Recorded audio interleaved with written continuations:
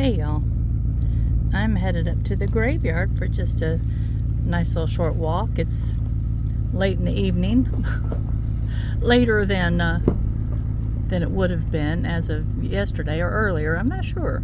I'd have to think about that. But it's time change, and oh, there's a little baby cow coming to see what I'm doing. Look at it. It's one of the neighbor's cows. He comes just jogging down here and said, "What are you stopping at my gate for? Did you have a salt lick for me? Or something yummy?" It's probably used to getting a treat right there. But anyway, so I just thought the color was really pretty the way the sun was hitting it. So I thought I'd just take a moment and capture that as well. And so I'll just keep you turned on while I run up here to the cemetery, and we'll just drive for a minute. Right now it is 6:10, or it's 5:10. It's 5:10. It would have been 6:10 yesterday. So I don't know about y'all, but I really wish that the government would just find a happy medium. Just spring us forward 30 minutes instead of an hour this coming March, and just leave it there. I think it's just nonsense that they're able to just keep jerking people around for whatever reason. I know that at one point there was supposed to have been some big reason for it. But like most things, I don't trust the reasoning. But there you go. I think that's one thing that almost all of us can agree upon, whether we're left, right, or center. We can agree that our government is not always about our best interest, but probably always about their own best interest. Boy, look at that. That's a bright sun right there.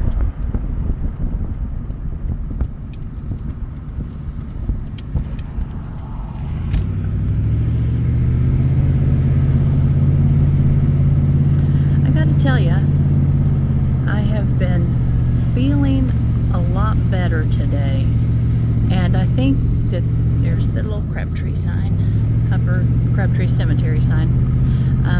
I think there could be several reasons for that, and not just one.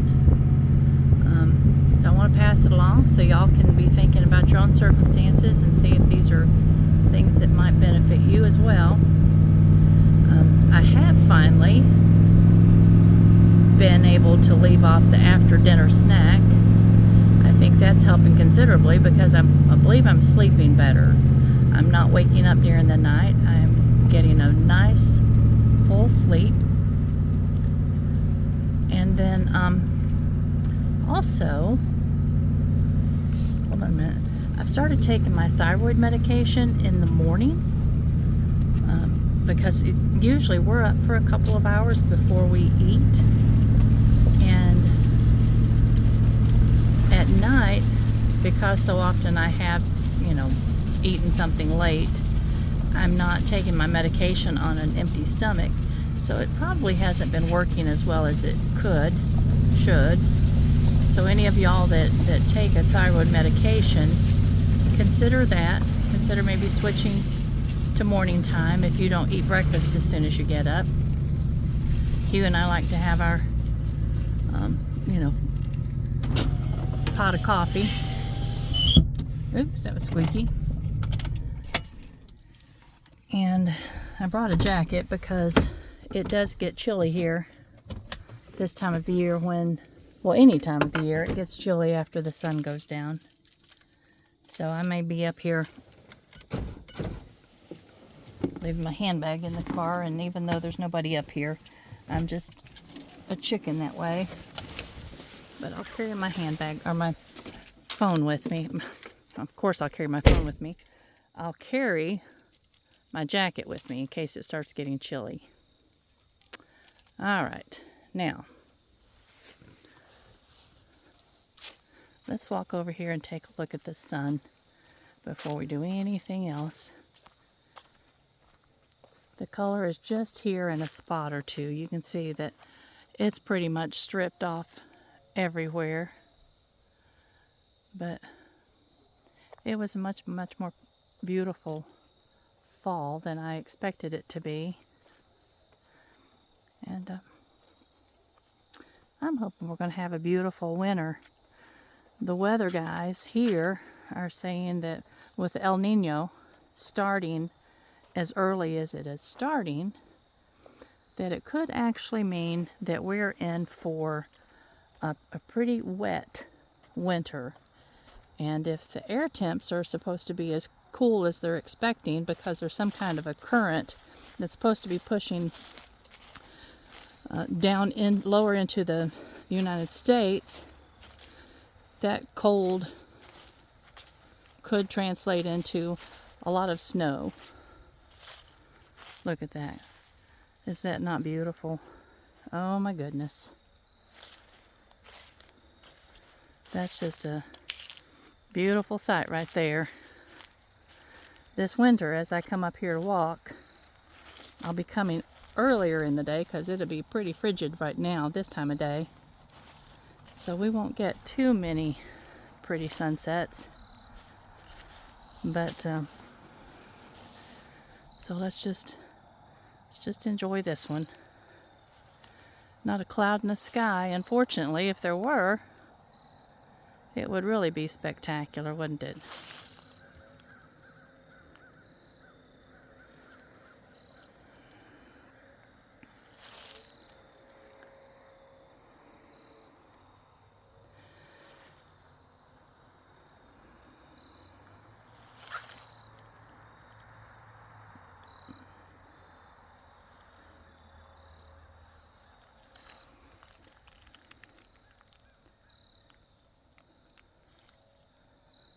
One more time around the sunset.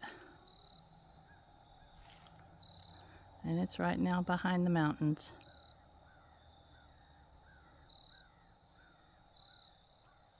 All right, let's take a lap or two around the little road before it does get dark on me up here.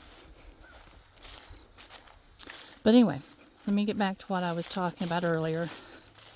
That I'm feeling better, and the things that may be contributing are taking my thyroid meds in the morning. I'm sleeping better because I'm not eating that late evening snack, and that took me a long time. I mean, remember, we were talking about this a long time ago, and you all were so helpful with suggestions on how to prevent that.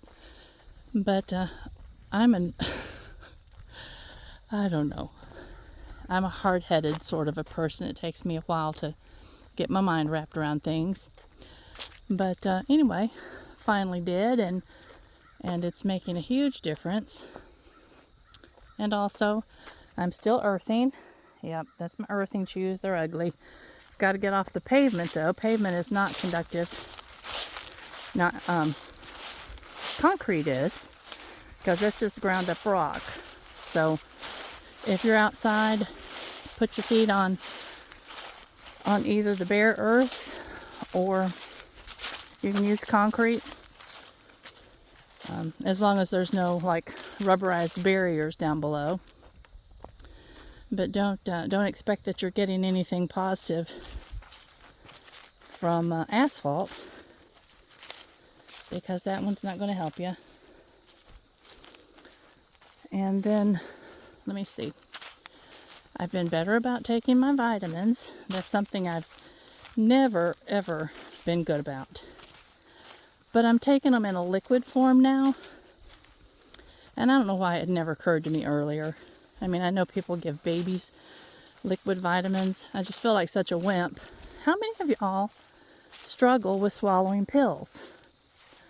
I can honestly say that when I even look at a handful of pills, think about swallowing them, and even I swallow them one at a time, I just gag. And I have been like that my entire life. And I have inadvertently, shot them across the room as I go into a coughing fit. So whatever that makes me. Just a baby, I guess. But I just don't do swallowing pills. And I get choked easily on food. I have read that that has something to do with thyroid disease.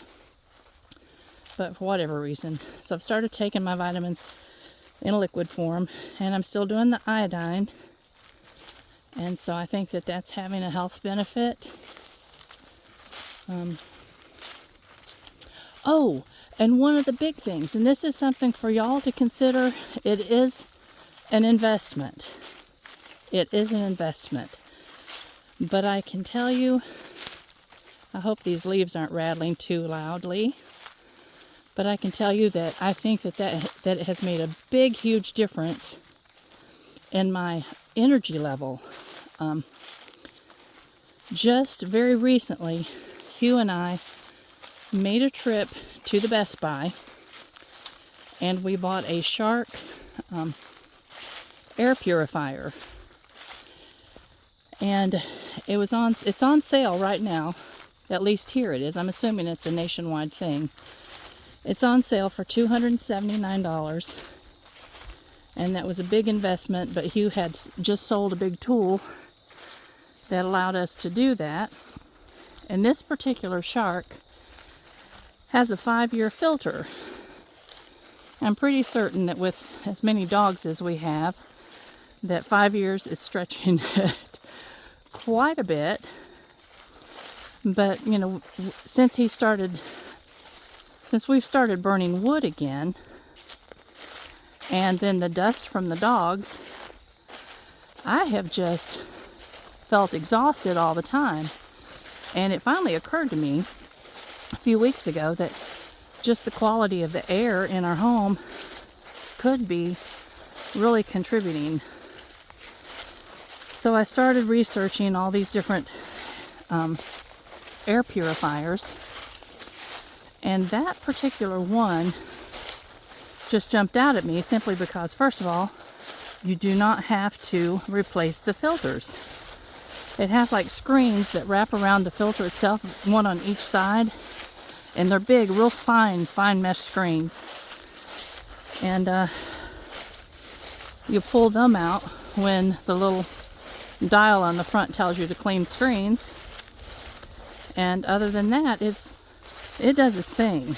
And I can tell you that when we first plugged it up, our air quality was like 68, which is not good. That's way down in the red zone. There's a red zone, a yellow zone, and a blue zone. And the blue zone is the best one. And so now it stays pretty much, even with the dogs, it stays pretty much in the blue zone, except for when Hugh opens the stove to put firewood in. And then it jumps down into the red zone, but it doesn't take, within probably 10 minutes or so, it's back in the blue zone. So that's encouraging. And let me see, there was something else I was going to tell you about the air filtration thing. I bet this is really loud, isn't it? Okay. Let me think.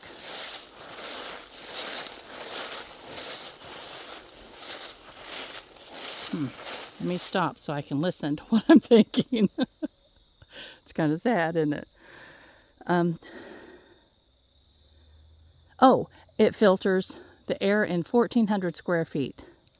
So that was really the thing that made me decide that it was worth the money, is the fact that it filters the air in such a large area. So basically for us, the 3 rooms that we're mostly in are the living room, or our little den area, the bedroom, and the kitchen. So it easily filters the air in those 3 areas. So if you have animals, or you burn wood, or for whatever reason you might think that you would need filtration in your home, apparently the the air quality inside of our homes can sometimes be much worse than the air quality outside of our homes. And that's kind of worrisome. We just want to take care of our lungs the best we can. So, especially with, the COVID mess that we've all dealt with over the past couple of years. Let me empty my shoes out. They're full of debris from the leaves. But I think that any of us that have experienced the COVID virus, our lungs may not have recovered to the point that they were prior. I think they will.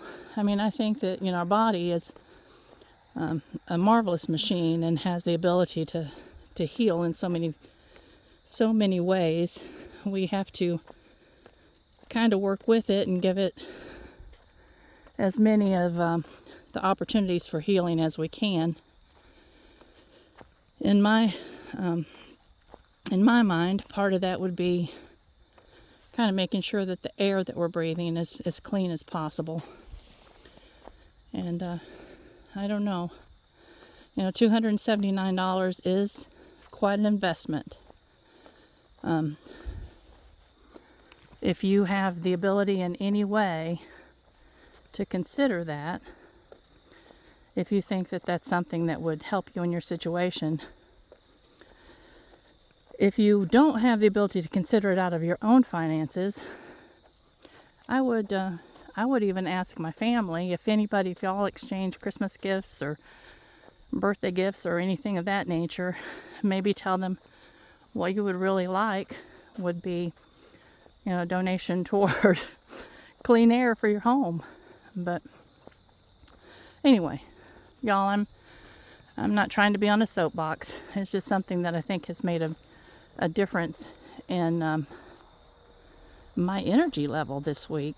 And even we've had a little bit of a virus that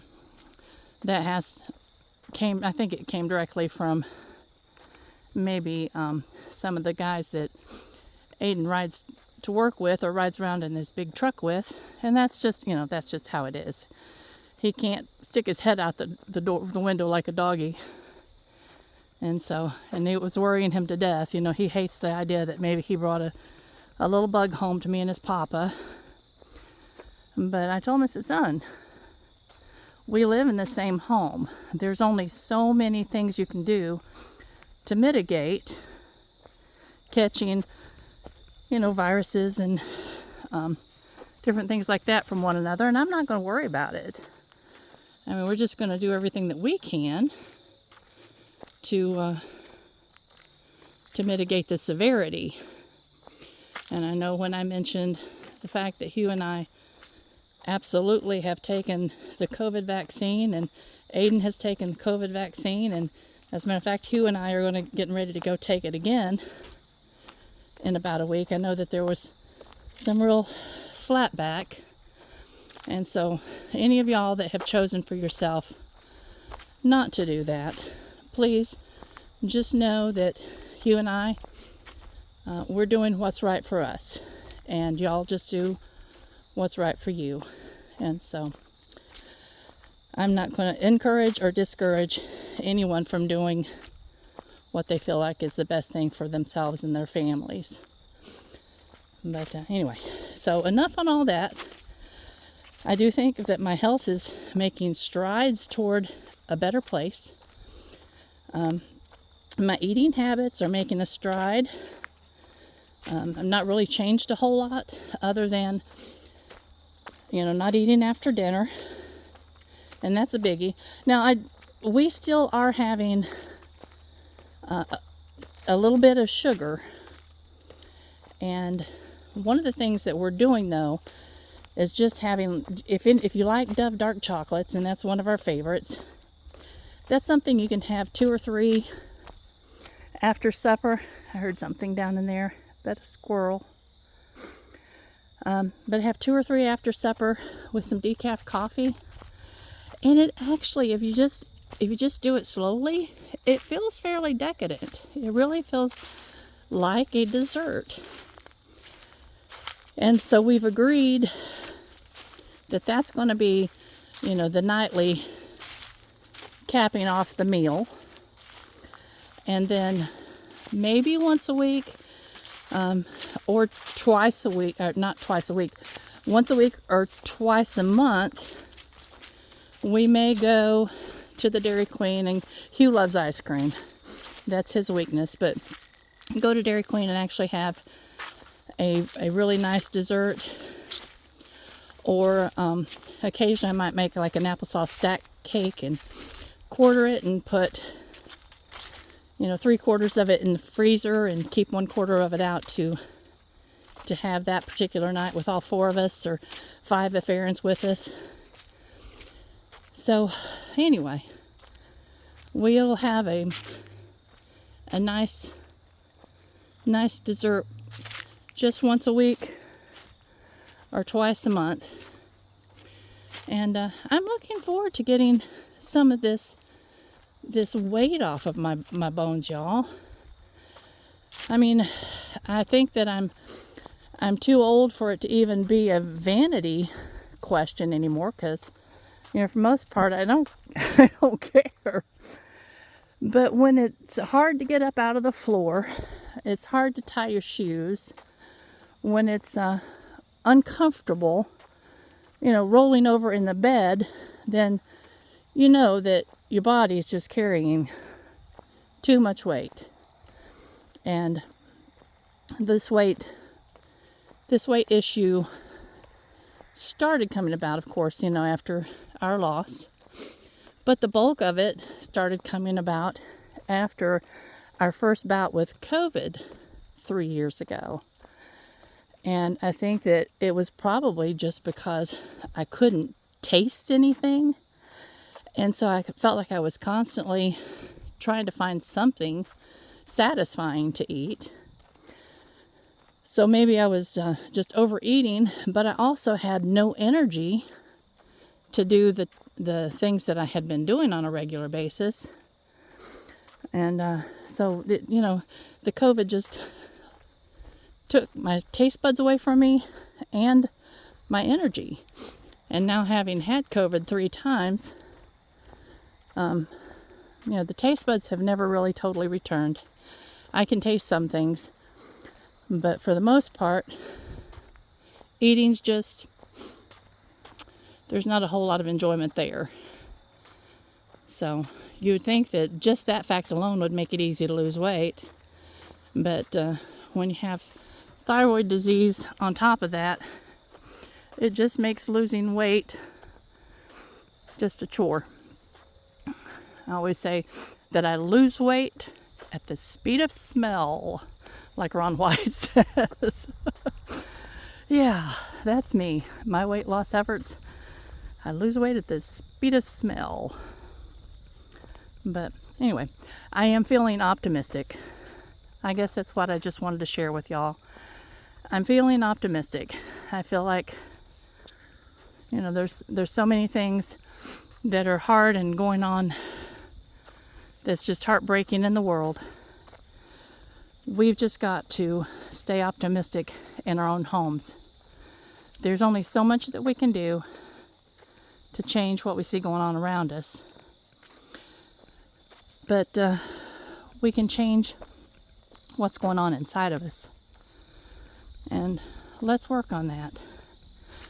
Because I honestly believe that for every person in the world that's enjoying life to the best that they can, and caring for other people to the extent that they're able, we can just improve what's going on in our own homes and our own families and our own communities.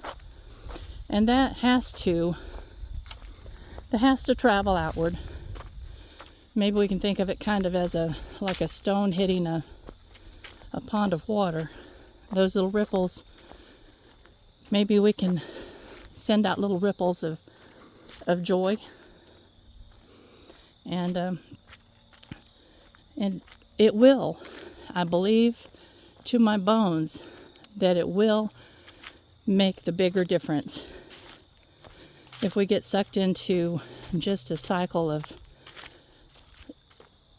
not believing anything is going to change for the better, or just believing that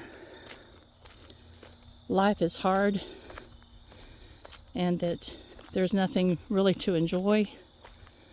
Oh, guys and girls, let's enjoy the little things. The little things are what makes life enjoyable. I can tell you, I can come up here where my son, where his head marker, where his marker's at, and I can tell you that I go through periods of time where nothing feels happy, nothing feels joyful. But if I go outside and I just walk around, I go outside and I talk to my birds, or I just look at the beauty of these mountains, or even just piddle around in my flower beds. There's something about being outside that changes the world inside your body, inside your mind, inside your heart.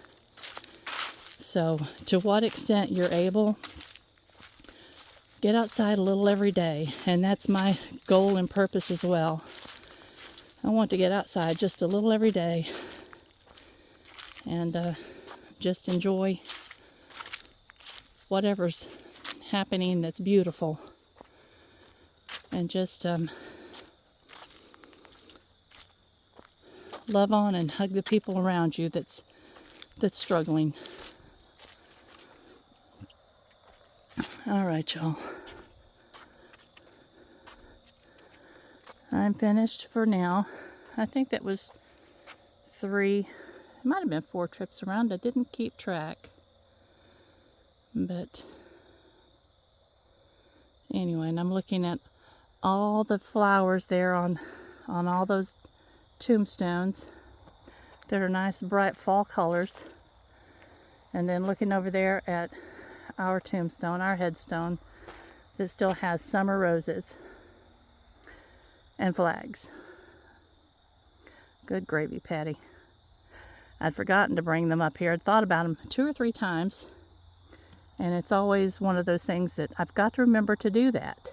But if I don't write a note and put it on the bathroom mirror, I don't remember. So y'all hold my feet to the fire to get this done. At this point, it's already, the 4th day of November. I probably will just go ahead and put winter flowers on. All right, I still have the intention of doing the big wood carvings for both sides, and that way I won't have to try to remember the flowers, but it will have something that will be specific to my family, and it will make me feel like I'm doing what I need to for them. But I love y'all. I hope that this coming week will be spectacular, that you will find joy in the simple things of life, and I'm saying that for me as well. And those of you that are painting with me, I apologize in advance because the video was very long and tedious, and made mistakes that I had to wipe out. But I gave you all the warning that I'm learning along with you, so be prepared. And hopefully, as time moves forward, and I remember how I used my brushes, and I remember how to do the things the techniques that I need to remember to do the things I'm trying to do, then our future paintings will go more smoothly and won't take quite so long. All right. I love y'all. Take care and have a beautiful week. Bye-bye.